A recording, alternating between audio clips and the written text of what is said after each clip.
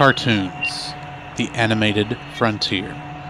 These are the voyages of the Cellcast podcast. Its continuing mission to explore strange new cartoons, to seek out new animation styles and new creative storytelling methods, to boldly go where so few ever go again.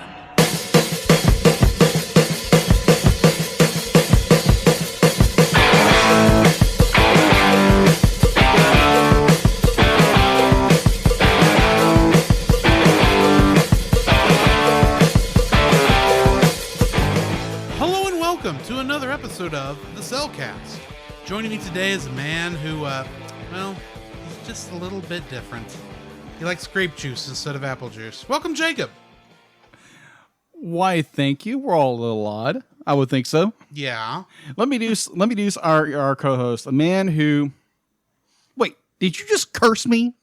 Cuss. Cuss me. I cussed you. You cussed. You really cussed me. You stupid son of a cuss. Cussing under. I've been told worse. I've been told a lot worse. How are you doing, Jacob? I am tired. Let's say that. I bet you are. It's been a long day. I had a schedule shift that I didn't know I knew about. I didn't know what I was doing until that Monday, and it was like, oh, okay, that's gonna be interesting. Something I've done in spurts, but never done as a full shift. Whew, it's not really worth getting into right now, but I'm a little exhausted, but I'm here. Let's do it. I imagine you've had a long day. It's been a long 2 days. I feel like it should be on Monday, but either way. Hey, it'll all be better tomorrow. Exactly. Because church will have fried chicken. Amen to that. From Chick-fil-A. Anyway. Yes. Jacob, what have you been watching? What have I been watching? I rewatched Promare. Good choice. Yes. I think I got, because I was watching, there was a advertisement for, what is that company does the Disney Plus? No, not Disney Plus. They did do that Star Wars Visions thing, which I'm assuming is in the news. Yes, it is actually. Okay. But either way, be like, yeah, I saw a preview for Promare. It's coming to theaters. Oh, Fathom Events. Fathom Events. Thank you. Now that I'm following your logic. Yes, I'm trying to work on that. It had nothing to do with whether you communicated or not. I just did not think of, Fathom Events. You mean when it's going to the theater? Yes. Okay, I follow that part. Yes. So I watched that. I watched a little bit of, I bought the movie Ninja Scrolls several months back, and I decided to be like, you know what, I just want some noise in the background. I can understand that. Yeah. And then I watched Captain America: The Winter Soldier, which is I absolutely love that film to death.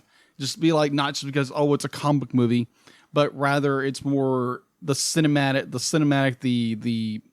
the elements in which is used. It goes back to like almost like a detective story, and it's got all these great elements. It's kind of a 70s, 80s era spy movie. Yeah, that's what I mean. Yeah.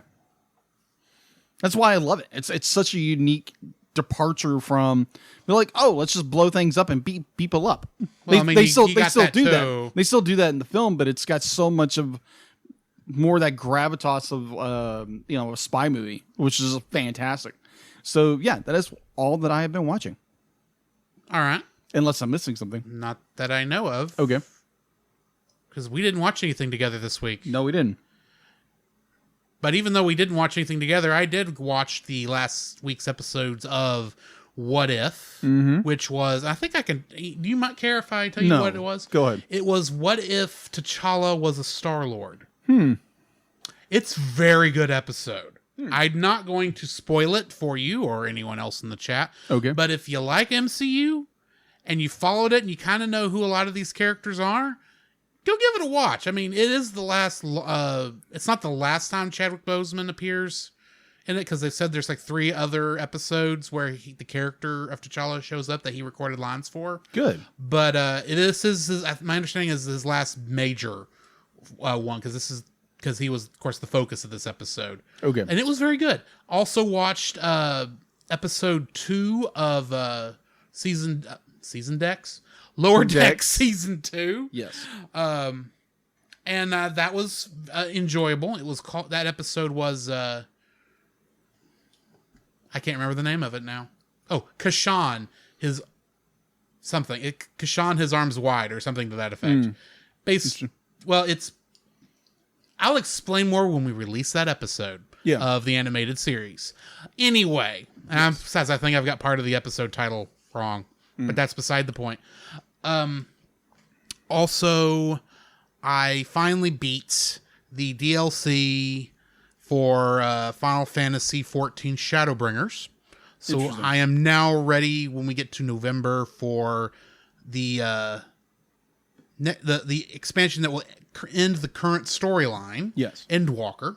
Okay. And since I had been keeping myself from watching the trailer in case it spoiled me till I finally, finished the MSQ, I went and watched the trailer for it, and oh my goodness, that was good. So yeah, I enjoyed that. Other than that, I also watched Isle of Dogs. Really? Okay. Yeah.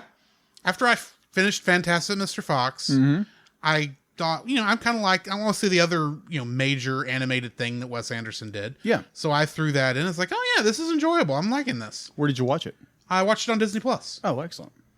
So Isle of Dogs is probably going to go on the list next year. Just go ahead and give you that heads up. All right.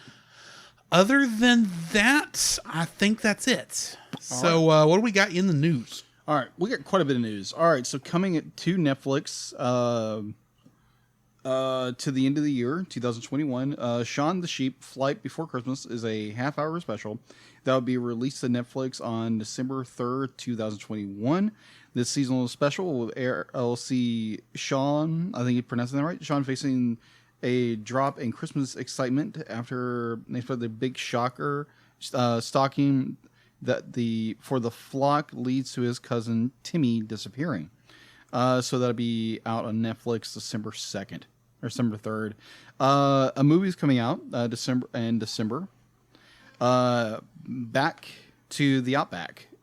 It's a animated musical adventure movie that will be released in December of this year. The movie follows a group of animals that include a koala, a snake, that are ready to escape their reptile house that they currently live in.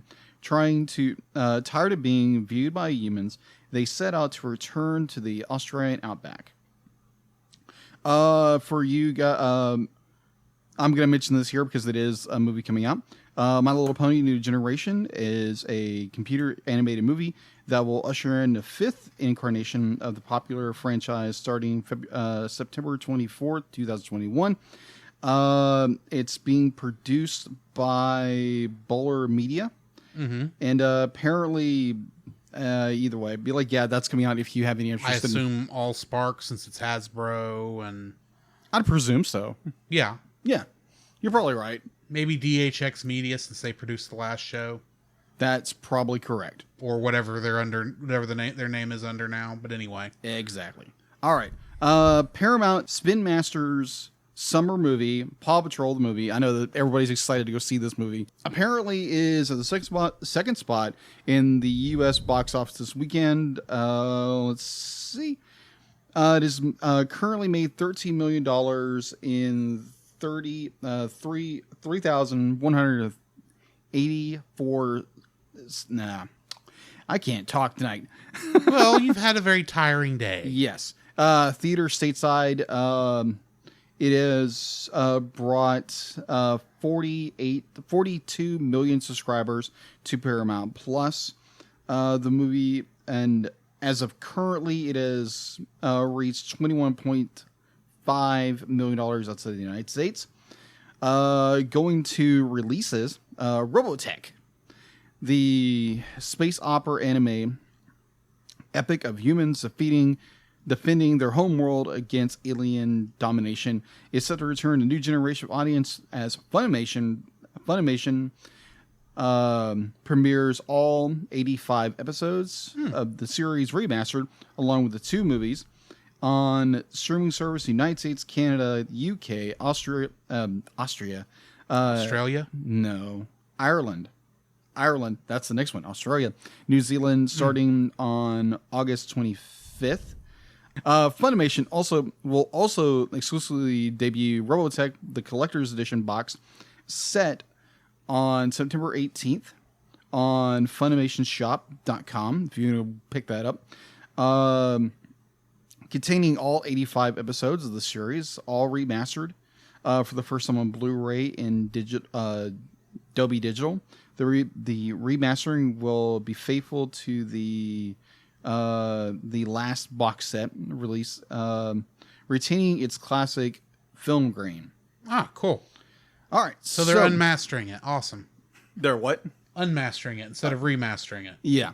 Because my understanding is the special edition version of that came out was not well liked by the fans. Or at least not well liked by one of the fans that we go to his house every week. Yeah.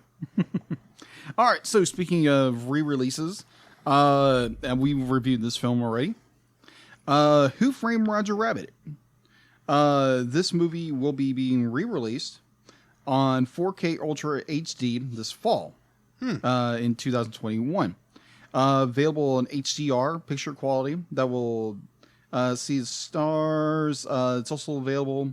That'll be available December 7th. The re-release will also be available as an Ultimate Collector's Edition with the limited edition steel box, with being available exclusively from Best Buy.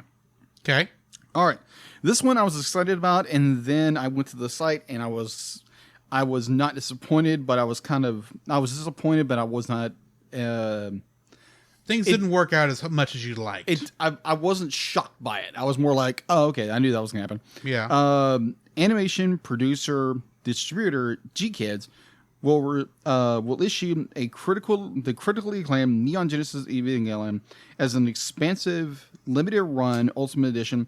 The set will include the 26 original TV episodes, as well as the 2 films, Evangelion Death True, which is basically it's a clip show, and Evangelion, making the first time End of Evangelion. Yeah, in the end of Evangelion. Right. For the first time, Neon Genesis Evangelion will be available on Blu-ray in North America. Sadly, this is already gone out of stock. But that figures. Yeah, but it's currently now. Granted, this is a huge pack. Yeah. So if you're interested in getting a hold of it, too late. No, you can actually go to the UK site and actually order it from there. But would that be in our Blu-ray region? I think so. Because UK usually isn't. That is true. So never mind. Maybe we're in the same region as Japan, not UK. That is true. Because of NTSC and PAL and all that nonsense. Right. And I bet you still don't get the original dub, and probably... You do. You do get the original dubs? You get the original dubs, okay, the new dubs, and... They actually play Fly Me to the Moon during the end credits? I don't know. Because the Netflix dub still didn't, I don't think. Yeah. So either way, forthcoming editions are coming soon. So if you are interested in that, go to gkids.com/Evangelion. All right. So, and I'm almost done with the news. You're fine, dude. Netflix and Mattel Television today, a couple of days ago, revealed the first look at a fresh chapter of the saga of Eternia with the new trailer and images drop of He-Man, the Masters Universe. He-Man. Exactly. She-Ra? No, She-Ra's not there. No, she's not. That's the. But I did one, so I had to do the other. That's a throwback to our He-Man and She-Ra episode. Yes. They bring a new fresh take on the world of Eternia, design wise, and for today's kids audience, which celebrates the evergreen core truth of Masters of the Universe. We all have the power to become the best versions of ourselves. He-Man, the Masters of the Universe premieres globally on Netflix starting September 16th. Okay. That is all I have in the news. That was a lot of news. Alrighty. That brings us to our spoiler-free review of the movie Fantastic Mr. Fox. I'll start. Go for it. This was my first viewing of the movie. Yep. I hadn't seen it before. I'd seen trailers for it, and I remember thinking this looks interesting. Yeah. But there was something, I think, when I was seeing the commercials and the trailers for it, I felt off. Okay. So I didn't really jump into it at the time. And so, yeah, I had not gotten a chance to watch it again till, well, two or 3 days ago. Okay. So, I actually enjoyed it. It's different. Yes. That's not a bad thing. No, it's not. I have a few little caveats, but for the most part, I enjoyed the movie. I thought it was well done, and I think you should go watch it. Agreed. There's not really much more I can say without really getting into the meat and potatoes of it, other than this. You can definitely tell this comes from the. It's based on the a story originally written by Roald Dahl, the same guy who did Willy Wonka and the Chocolate Factory. Agreed. You can definitely tell some of that thought process in there. But anyway, what are your thoughts? My thoughts. This is my first viewing of the film. I have the physical copy because I'm that kind of guy. I really enjoyed it. First time watching it was like, whoa, okay, this is different. And definitely learning that, it's the same writer who did Willy Wonka and the Chocolate Factory. He's like, that makes a lot more sense. The strange explains a lot. It does explain a lot. Didn't explain everything, but it explains a lot. There's a little more of the oddness of it. Yes. I enjoyed it. I would highly recommend it to anybody. It's clean. It's clean. It's clean. Every time they would say a cuss word was said, they would just say cuss. Cuss. Yeah, just cuss. Cuss, cuss, cuss, cuss, cuss. Are you cussing me? Are you cussing me? You stupid son of a cuss. Get off his cuss. Wash your mouth out, you cuss. I don't have anything. Anyway. Either way, I thoroughly enjoyed it. It's got a lot of... It's awkward. It's not awkward. It's an enjoyable film. Yeah. And I liked it. A little bit of weirdness, but it's a little bit of weirdness. We'll get to that. Yeah, that's all I got. All right. So in that case, join us on the other side of the bumpers, and we will get to spoiling this thing. Let's do it. Don't forget that you can download. Don't forget that you can. Don't forget that you can listen to us record the podcast live every Tuesday over on our Facebook page, The Cellcast, our Twitch channel, The Cellcast Gaming, and on YouTube at Cellcast. Also, don't forget to join our Patreon if you would like to support us monetarily. At $1, you'll get our everlasting thanks. At our $5 tier, you can get some artwork from Jacob. And at our $10 tier, you can get bloopers for every episode we've released that I've remembered to release them for. And you can get commentaries from different movies. So come check us out over there if you would like to support us financially. This podcast is part of the Culture Box Media Network. For more great content like this, please check out the link in the description. There you can find other great shows, such as The Untold Podcast, which is a speculative fiction podcast utilizing the genres of sci-fi, fantasy, and horror, among others, in order to engage the culture's imagination from a Christian worldview. Every month, Nathan James Norman produces and narrates a new story presented in a unique and dynamic way. You can check out their podcast at untoldpodcast.com. Also, we are a part of Pop Americana, where you can enjoy other shows like Franchise Fatigue. Do you like movies? Of course you do. I bet you even like big movie franchises like Star Wars, the Marvel Cinematic Universe, and Indiana Jones. And obviously, since you listen to us, you must like listening to movie reviews. But what if I were to tell you there is a podcast that reviews film series one movie at a time? You'd like that? Well, then go check out the Franchise Fatigue podcast over on your favorite podcast catcher and listen to James and Gabe give an in-depth analysis and review on every movie in your favorite franchise.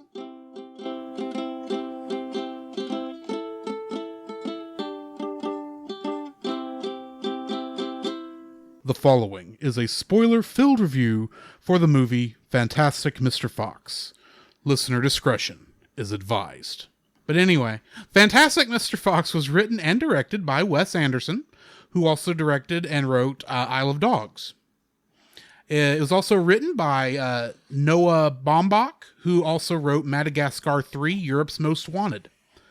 And it is based on the book by Roald Dahl, who also wrote Charlie and the Chocolate Factory, and he wrote the screenplay for the movie You Only Live Twice. Okay. That's one of the original Sean Connery James Bond movies. Really? Yeah. Wow. I'm going to have to watch it again and watch for the Roald Dahlisms.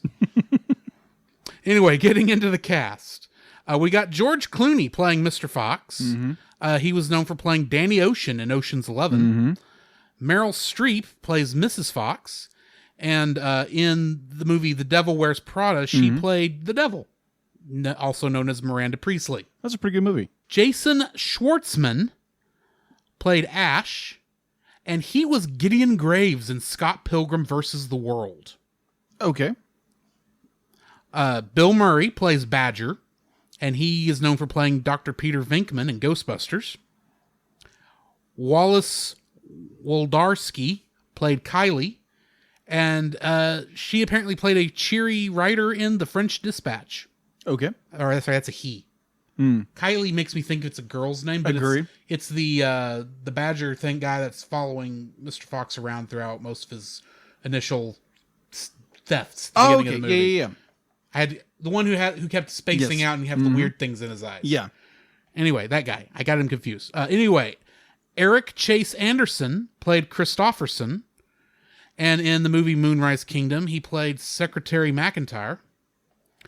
Michael Gambon played Franklin Bean, and you probably know him best as playing Professor Albus Dumbledore in Harry Potter after the original guy had passed. The third one. Yes.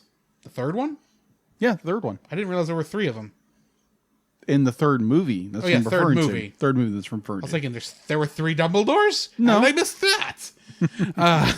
Anyway, Willem Dafoe played Rat.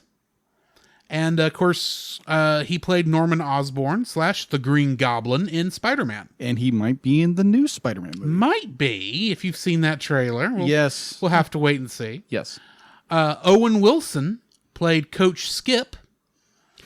Skip. And in the recent Disney Plus television series Loki, he played Mobius M. Mobius. Jarvis Cocker played Petey. And he played the band lead singer in Harry Potter and the Goblet of Fire. Really? Yep. Wes Anderson had a cameo as Weasel. And he also did additional voices in Sing.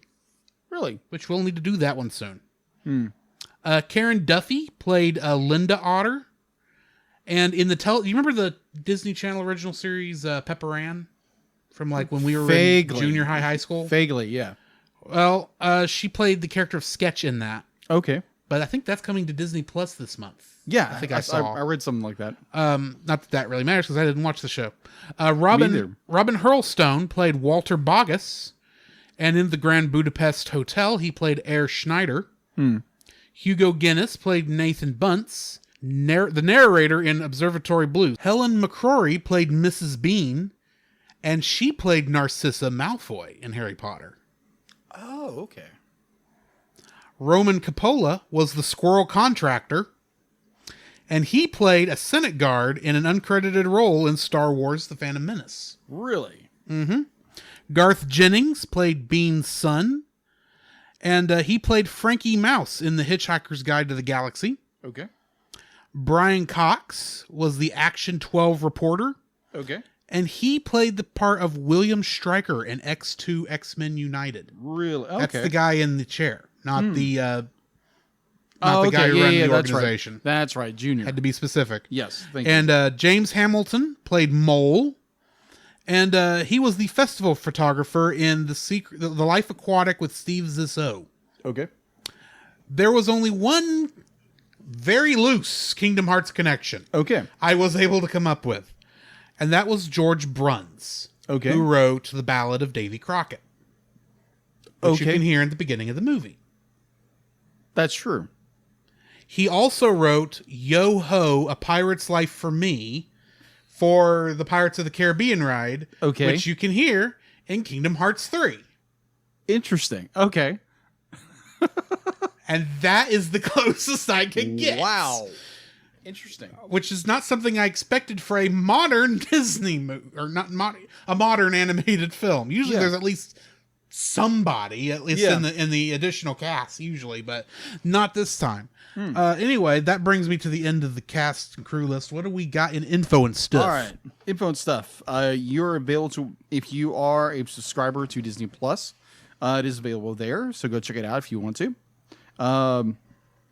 IMDb has a score of 7.9 out of 10. It was production-wise, it was done by 20th Century Fox Animation, also now known as 20th Century Studios. Mm-hmm. I don't know if the animation arm still exists or not.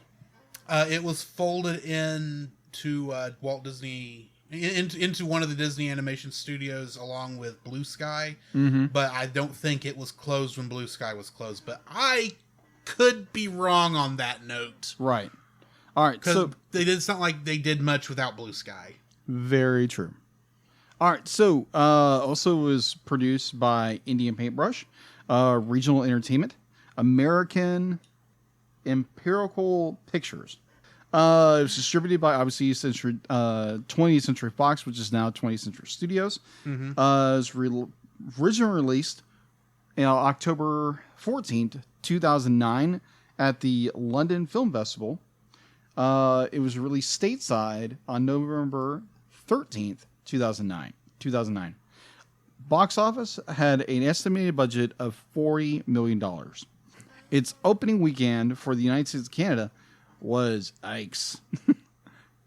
$225.9 thousand on November 15th. Its U.S. gross was $21 million and a lot of change. Its worldwide gross was $46.7 million. It didn't do well. Yeah, this kind of explains why when they made Isle of Dogs, it went to the Fox Searchlight brand instead of the main one. That makes sense. All right, so home release. 20th Century Fox Home Entertainment released on DVD and Blu-ray on March 23rd, 2010 for the Criterion Collection. Yeah, it is on the Criterion Collection. Really? Yeah. It's like number 800. Really? Well, that makes sense. It's just a very unique film. Mm-hmm. That makes sense. Released 200 away from that Godzilla collection on my shelf. So released the film on Blu-ray and DVD February 18th, 2014. On streaming, Fantastic Mr. Fox was added to Disney Plus in the United States and Canada May 22nd, 2020. Is yet to be released in the UK and Australia versions of the format. So, yeah, that's weird. Very widely available. Minus if you don't live in Canada or Australia or the UK. Right. Either way, that's all I've got for info and stuff. All right, jumping into the summary. While raiding Burke's squab farm, Mr. Fox triggers a fox trap, caging himself along with his wife Felicity. Did they ever say her name? Yeah, Felicity. Oh, that's right. I remember seeing it on a painting, too. Mm-hmm. Felicity. Okay, sorry. Felicity reveals to her husband that she is pregnant. She's positively glowing. Literally. And pleads with him to find a safer job if they escape, and he agrees. 2 human years, or 12 fox years, later, the Foxes and their son Ash are living in a hole. Mr. Fox, now a newspaper columnist, moves the family into a better home inside a tree, ignoring the warnings of his lawyer about how dangerous the area is for foxes due to the proximity to facilities run by the 3 feared farmers, Bogus, a chicken farmer, Bunce, a duck and goose farmer, and Bean, a turkey and apple farmer. Soon after the Foxes move in, Felicity's nephew, Christopherson Silver Fox, comes to live with them. Ash finds the situation intolerable. His cousin is superior to him at almost everything, and everyone is charmed by Christopherson.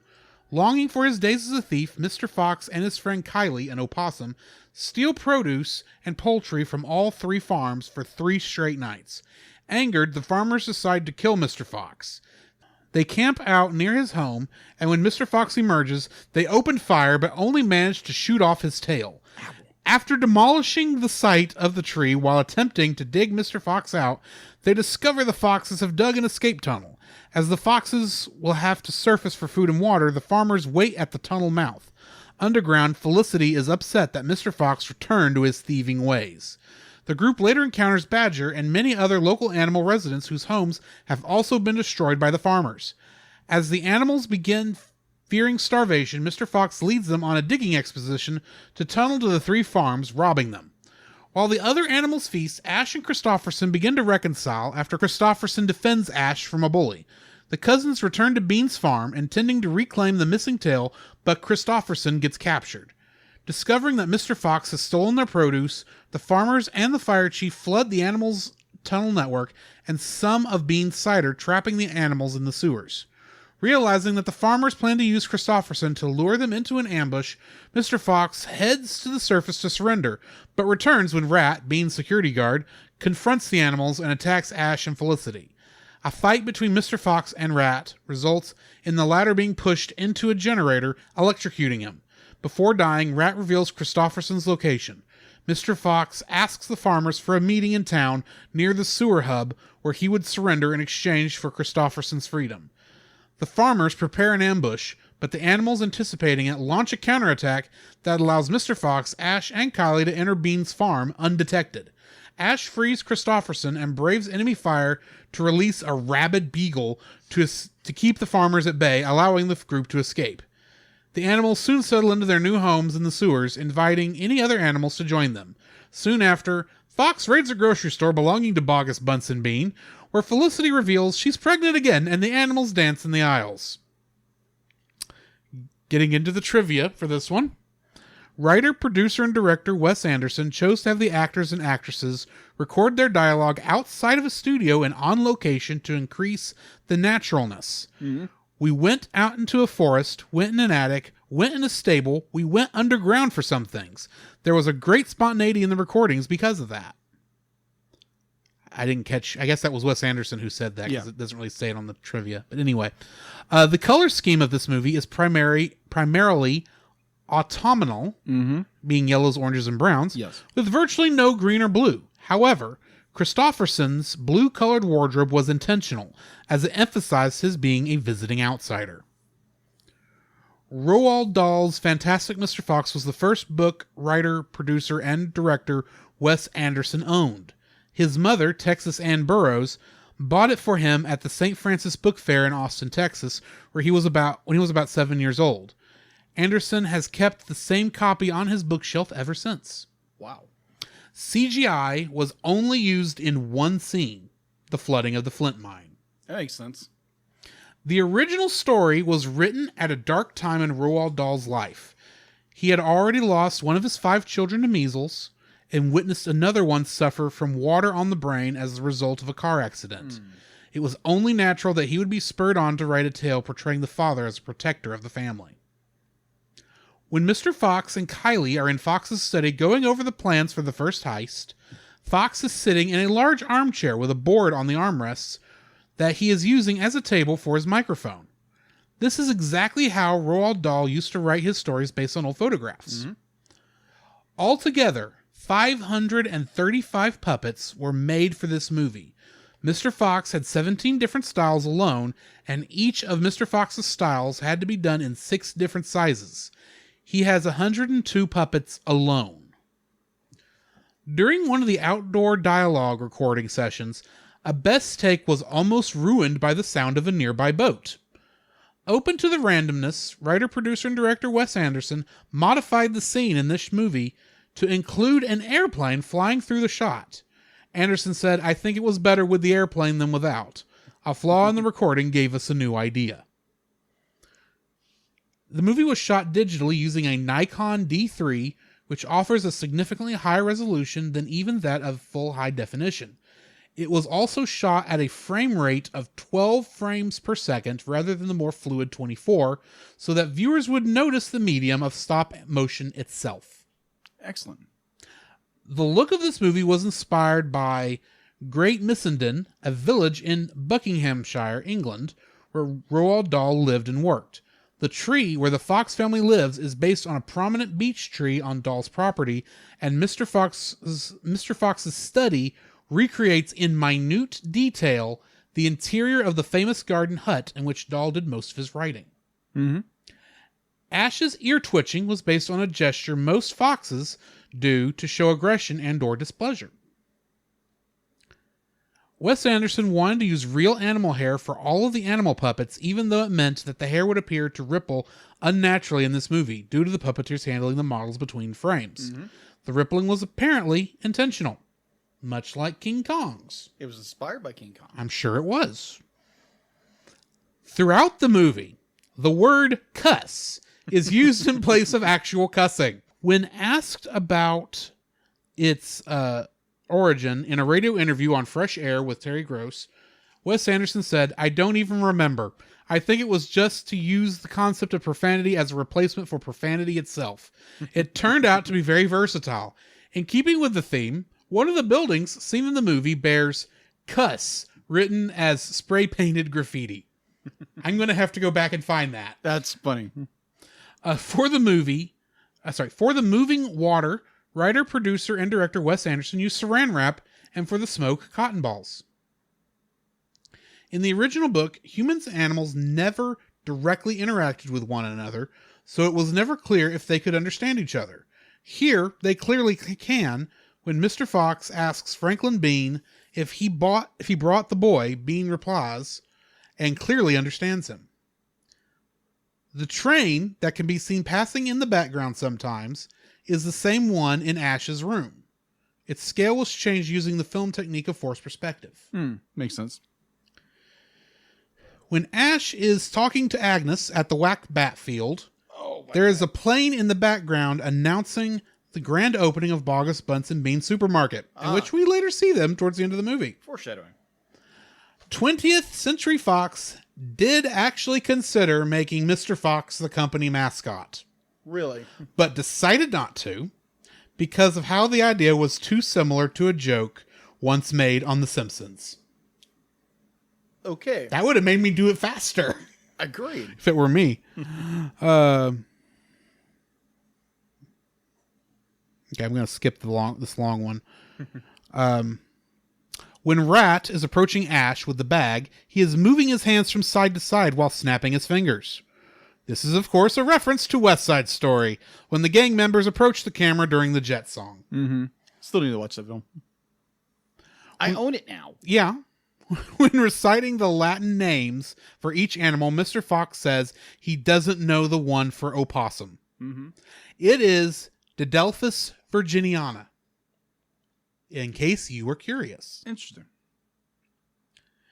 Development began in 2004 at Revolution Studios between Wes Anderson and animation director Henry Selick, who had worked with Anderson on The Life Aquatic with Steve Zissou, and also directed another stop-motion animated film based on Roald Dahl's work, James and the Giant Peach. Mm-hmm. When Revolution folded, Selick left the project to direct Coraline and was replaced by Mark Gustafson. Mm-hmm. At one point in this movie, Mrs. Fox tells Ash that he has 29 minutes to come up with a proper apology. You know, when Kristofferson goes to meditate for 30 minutes. Mm-hmm. In terms of the movie's runtime, his apology occurs approximately 39 minutes later. So he was late. A little bit. Which brings me to the end of the trivia. I'm just going to go ahead and start with, I think, the low-hanging fruit. Perhaps the low-hanging apple in this instance. I love the beautiful stop-motion photography in this film. Agreed. And when I say photography, I don't mean film photography. This is literally taken with a still camera. Yeah. And you can definitely tell because there is a lot more detail in some of these shots than you normally get. Agreed. There are a couple of little hiccups that I'll get to later, but for the most part, the film is beautiful in the way it's shot. Mm-hmm. The stop motion is breathtaking. The hair does not move around as much as that trivia bit said it did. It is very natural in how it moves around. It's not like it is in the original King Kong, where it's like there must be a high wind blowing through King Kong's fur. But that's not the case here. But I just enjoyed how good the animation looked. And yes, it is 12 frames per second. I'll get more on my feelings on that because I have mixed feelings on that artistic choice. Okay. But for what it is, it's actually, I think it's done very well. So what's your first like? My first, like, you actually stole it right underneath. I kind of had. You stole it right underneath my tree. I assumed that we were going to think the same way, so that's why I introduced it first. We can both talk about it. Yes. I just said like this, the stop motion gold of this film is just, it's breathtaking. Like the methods and ways they do, like fire is simply just like plastic with a light underneath it, and they just turn it just a little bit. There catches the reflections. You have cotton balls of smoke, and like the fact to be like they only use like you said, one CG shot. Yeah. Everything else is traditional puppetry and just like stop motion work, and it's just amazing. I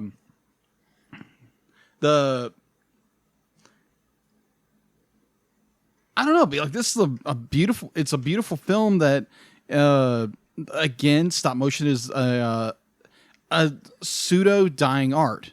It's not a technique. It's not used that often in the industry now.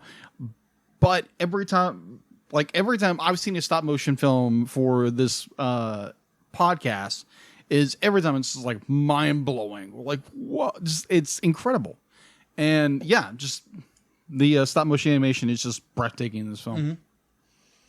Alrighty, jumping into my second one. I like the complexingly simple story. Okay. Because while this is a very basic, simple story, there's a lot of complexity in everyone's motives and everything.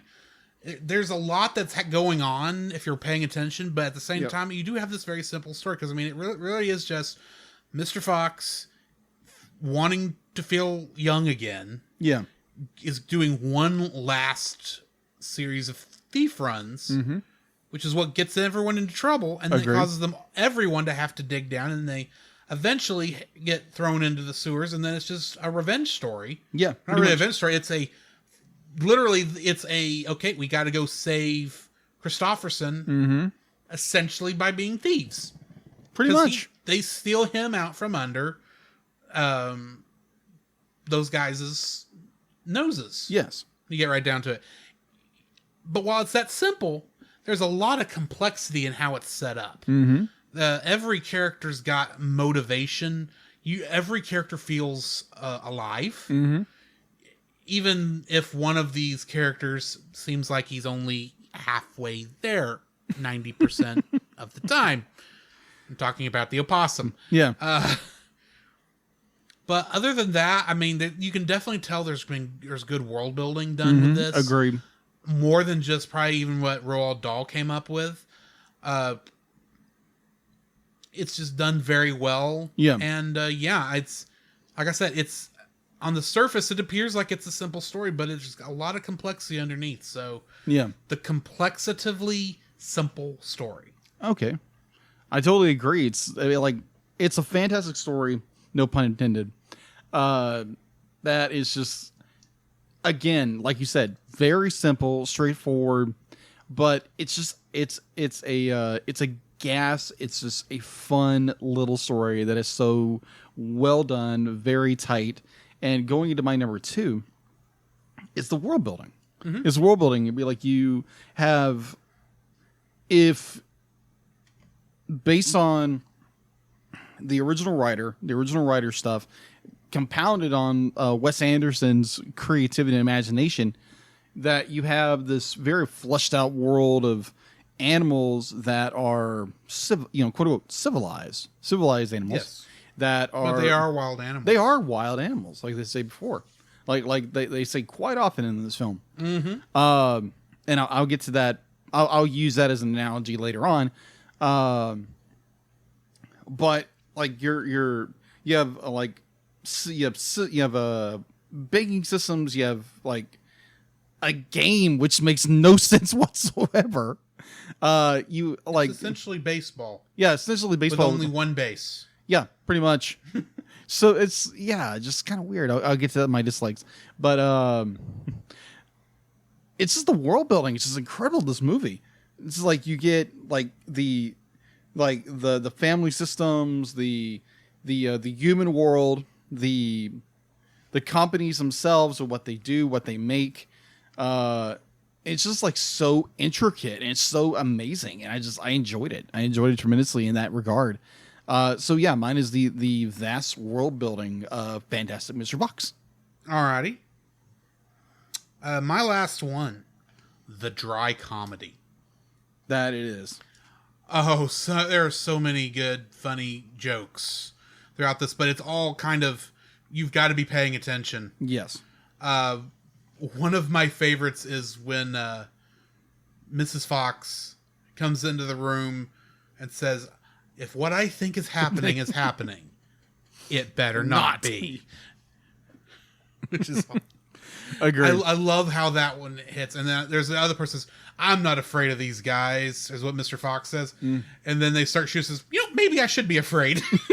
Just a little bit. Something to that effect. I mean, it's even down to the fact that, they are going, the supermarket they're going to break into at the end of it is still owned by the three farmers. Yes. So it's like, this is just cyclical at this point. But the way the humor comes off, especially even down with the word cuss used for all the profanity, yes, is so stinking funny. Agreed. To me. And even stuff like when Ash and Christopherson are talking, and Ash says, I could have, it's with the bully. He says, "I can fight my own fights." And Christopherson says, "No, you can't." It's like, on one hand, you're right. On the other hand, no, you're right.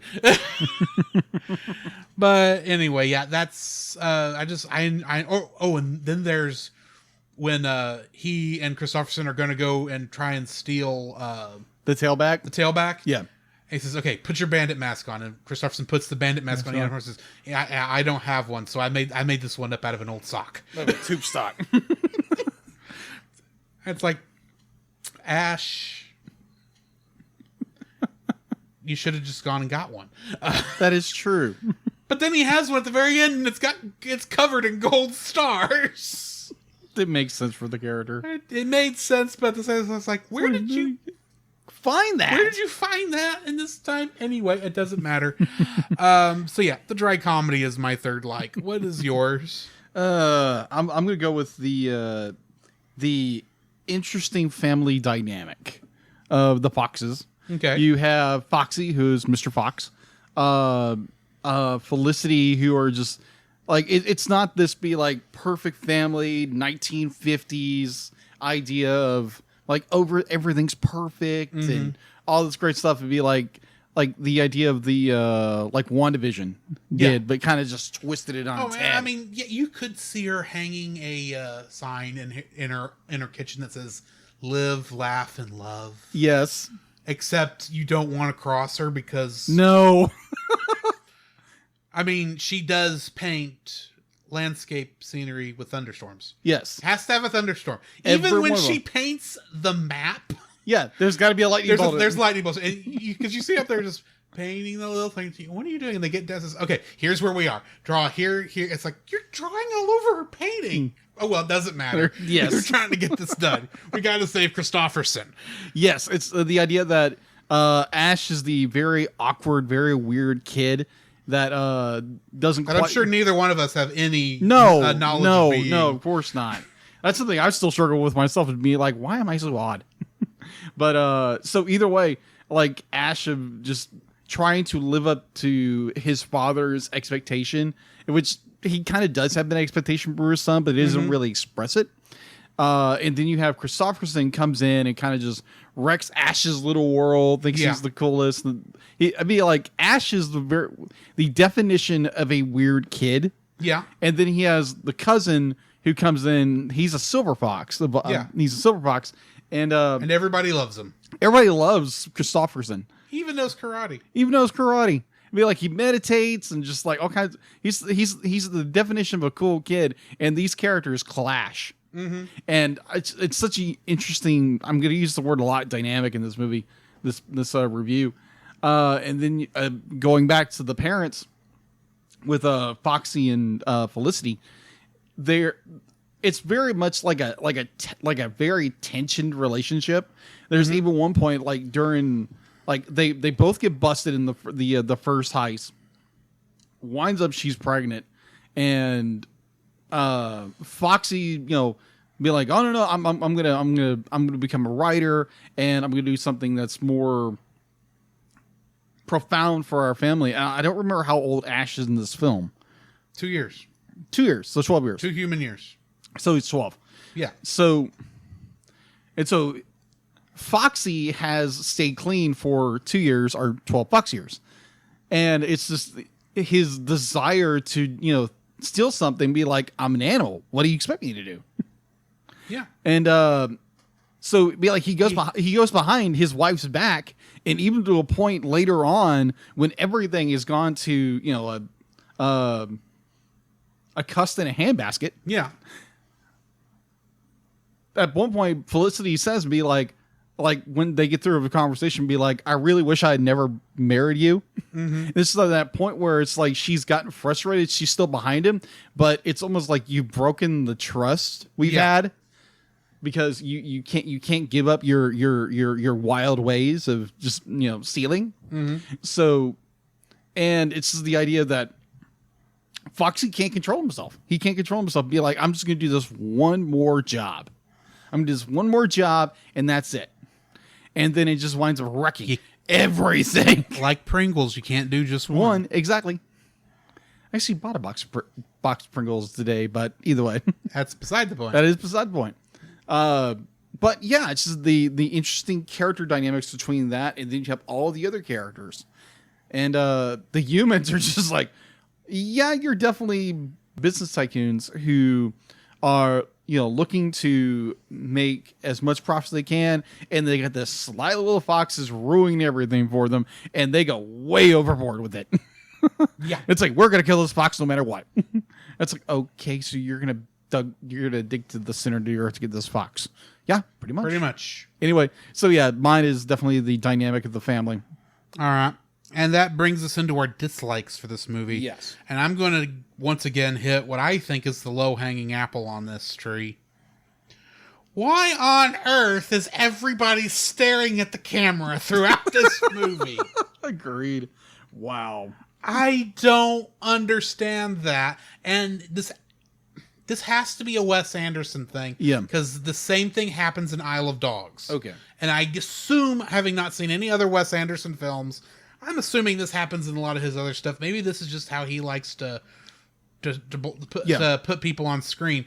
But there's so many times I'm looking and going, why are you looking at me? Yeah. Why on earth are you staring at me? I didn't steal your apple cider. Mm-hmm. I like apple cider.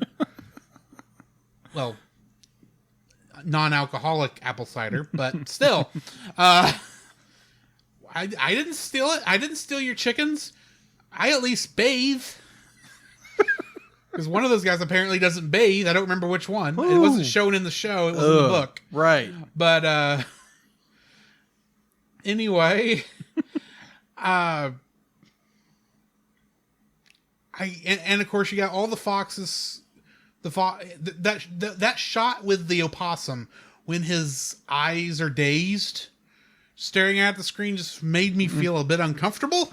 Yeah, just a little bit. And I don't understand the choice. And it's one thing when they're, back away from the screen a little ways. Yeah. Because you can see, okay, maybe the person they're talking to is like over here or over here on one side or the other. And you just happen to be, at that right angle. Yeah. But there's a couple shots where they are zoomed right smack on this thing, on these guys' snouts. Yeah. And you're looking going, how did that look on a theater screen? Because this almost doesn't work on my TV. Yeah. But I don't know. It's weird. I don't understand I don't know what it's the point of that is. I think he could have blocked the scene better and still keep it stylistic enough that, Yeah. But for the most part, it's like, this is a weird thing and I don't understand it. And I suspect this must just be part of Wes Anderson's style. Yeah. And so maybe most people don't question at this point and I'm weird for doing so. I don't know. But yeah, I don't understand why everyone's staring at the camera. Yeah, that basically Incorporates basically incorporates the very beginning of the movie where it's like Foxy gets up and he's just stretching around and then boom, right there. Yeah. Like right in his face. And then Felicity shows up and it's boom, right there. And it's just made like you're talking back and forth. Right. You have this enormous head space. And it would be one thing if this was like every once in a while thing. Yeah. So for emphasis. But this is every scene. Almost everything, yeah. Yes. Like the it's they want you to get like up close and personal with the character. And it's like, yeah, it's a little uncomfortable. And I mean, kudos for having enough faith in these stop motion figures and the detail of them, because you're asking a lot of suspension of disbelief when you get that close if you do not have that character like spot on. Especially as wiry as the hair on the foxes look for most of the movie. I mean, it works for the style. It's just that could have not have worked out as well as it did. Agreed. Is all I'm trying to get at. So yeah, that's why I don't understand it. All right. My number one is, it's more of a nitpick than anything. It's too long. It's to me, it's like the tension, not the tension of the movie, but rather the depth in which the factory owners go to get Mr. Fox. I mean, it's crazy. It's crazy, absolutely nuts. But I think those scenes drag on way too long. I understand you want to show the insanity of it, but I think some of those scenes are a little too dragged out a little bit. Yeah, I agree with you there. In fact, that's kind of as part of my number 2 dislike. Okay. In that the script needed to be tightened up a little bit. Okay. You probably could have done this movie in about an hour and a half if you'd have tightened the screen up the screen time up a little bit, and still have time for the, all the little gags and such. Yeah. It's just we stay. There's a couple of times where it feels like we stay on shots too long. Some of the times, moments of the script don't seem to, or in the editing of the film, it seems like it's leaving in a lot of stuff that's not necessary. Yeah. Or does not add anything to the scene. I'm not saying you've got to, just cut down and leave all the atmosphere out. But there's just so many times where it's like, you could have tightened this up a little bit and it may have made a better film. Agreed. So yeah, I wish they'd have tightened the movie up just a little bit. Maybe not from 2, because I think the film's 2 hours? Yeah, it's roughly 2 hours. Yeah, and maybe not to an hour and a half, but maybe an hour and 50 minutes, maybe hour 45. Yeah. Just enough to where it's like everything's moving along at a good clip, but you still get those moments to breathe and to process. Agreed. Completely agreed. All right, so that was your number. That was my number 2 dislike. Number 2 dislike. What is your number 2 dislike? Whackback makes no sense. I understand it's not supposed to make sense. I know that, but it's like, for me, like a logic base, it's like, okay, so the batter hits the flaming pine cone. Yeah.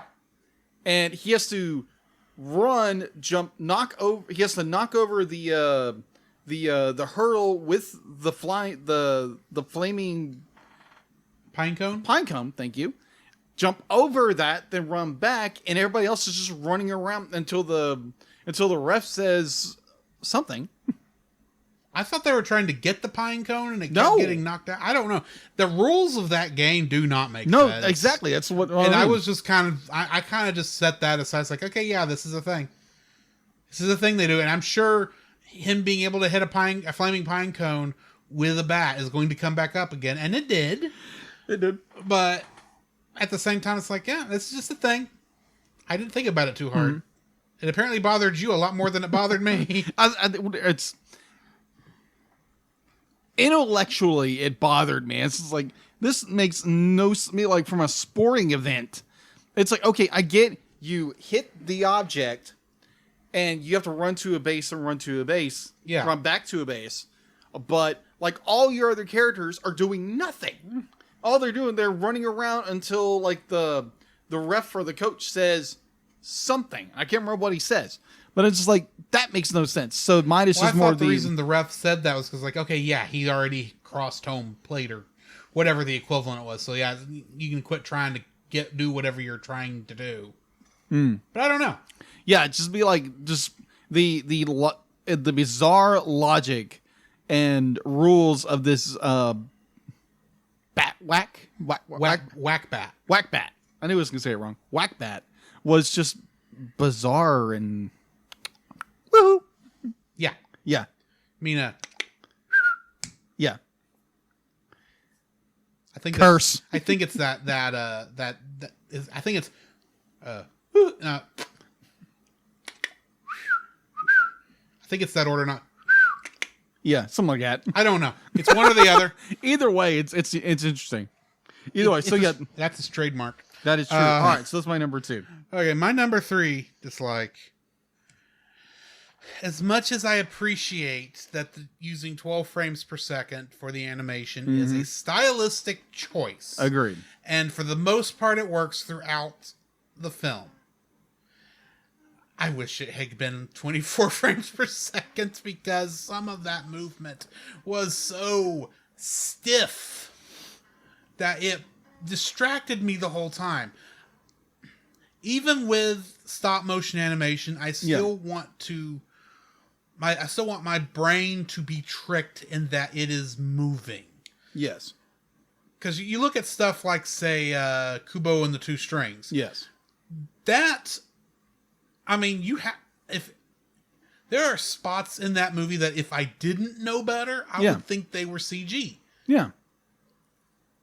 This one, I know there was only that one CG thing because everyone was moving so stiffly a computer wouldn't animate it like that. Because there is no smoothness to the animation. Now, granted, like I said, it's a stylistic choice. It's just barely at that point where it tricks your brain into thinking that it's a moving object and not, a series of still photographs. Yeah. Which is actually what it is, but true.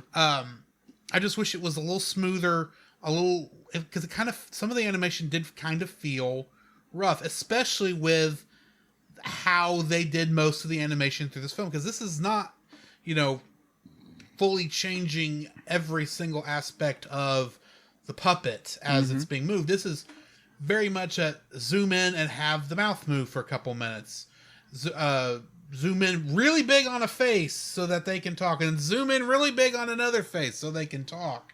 Or have a scene where a guy is playing guitar, but you can definitely tell he's not even changing chords while he's singing a very bad song, Petey. It's a very bad song.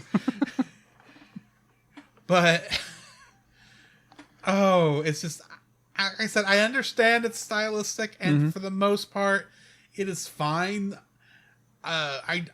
It's just, there was a point in there was never a point when watching this movie that I had to stop and tell myself this is stop motion animation. I knew it the whole time.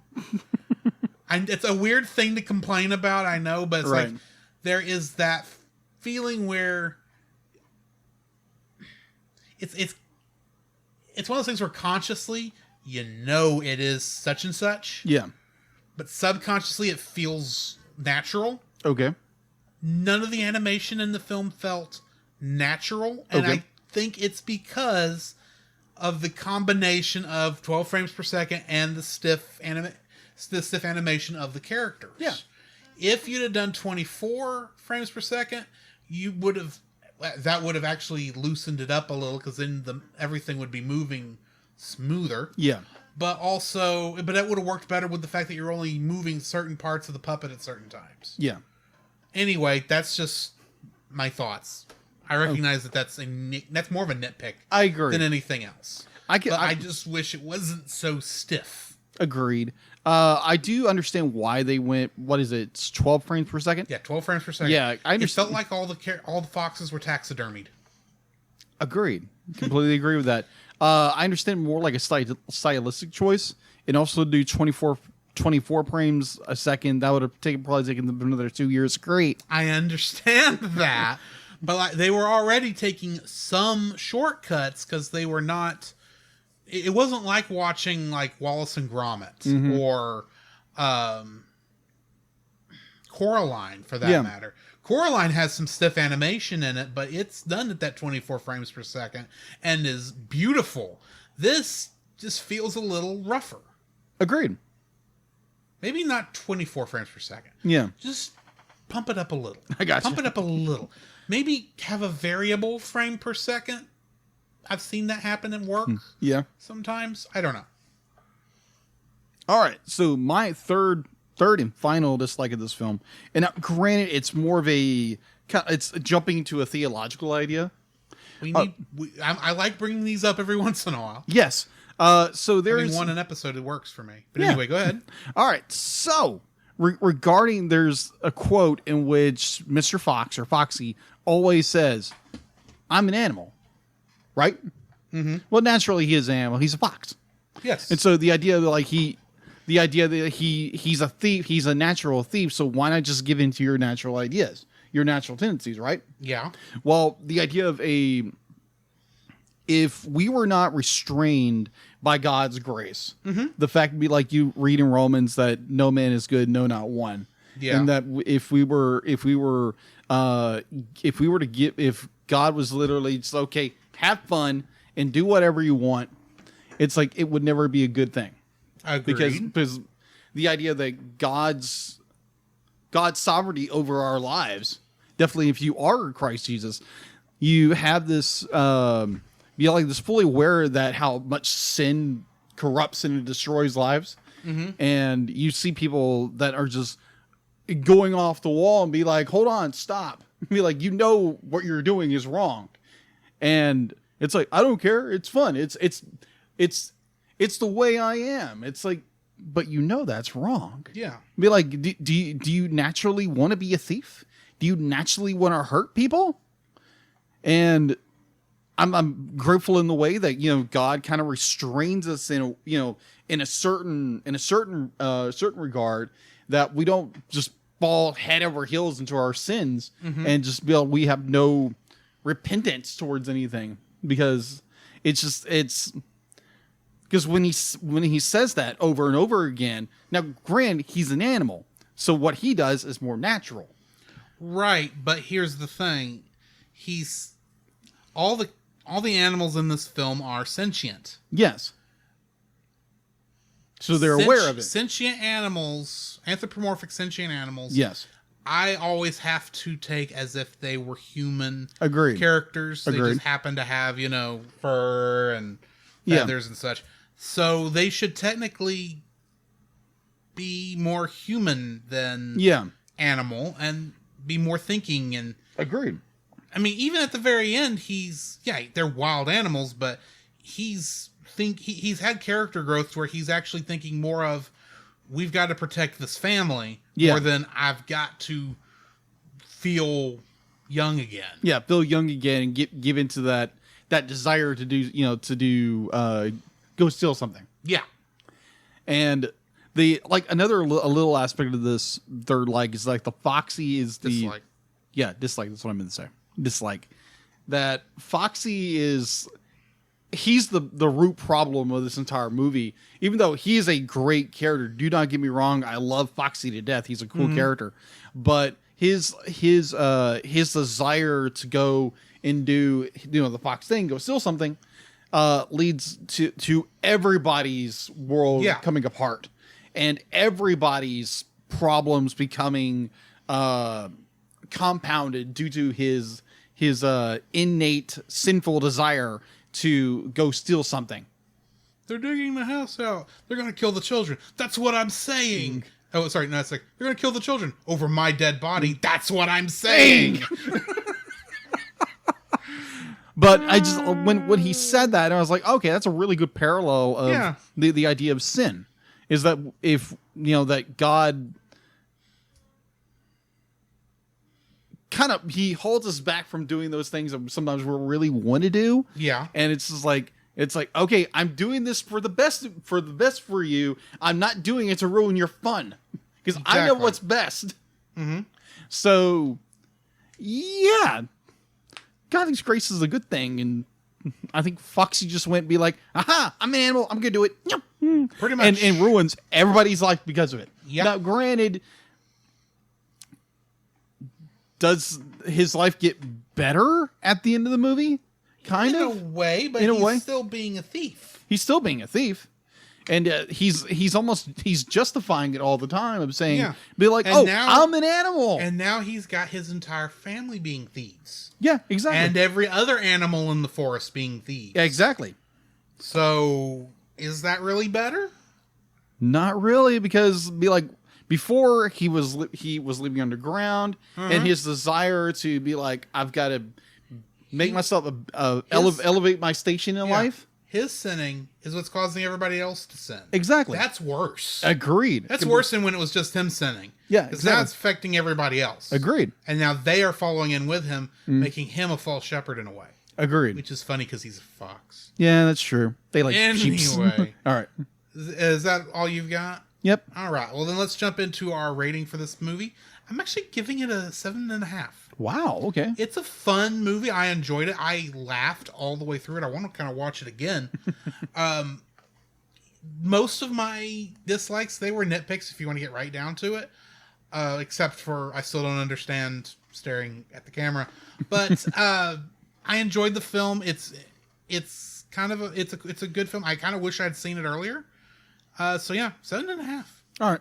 I'll give it a bump up. I'll give it an 8. It's minus all of its little flaws here and there. Like you said, some of the animations is stiff, but I think artistically that's very well done. Mm-hmm. Minus the be like, oh, here's your face shot right here. Yeah. And talking to every character. But overall, I love the story, the characters, the insanity of it all. It's a fun little movie, so I'm giving it an 8. Okay. And that brings us to the end of this episode, so we need to tell you what our next movie is going to be. Once I bring it up. Mm-hmm. And that is going to be The Emperor's New Groove. Yeah, didn't we watch this recently? About a month ago. Yeah, we did. Unintentionally, but it was like, but he did tell us, hey, I don't think I've ever seen The Emperor's New Groove. I think we need to watch it tonight. Yes.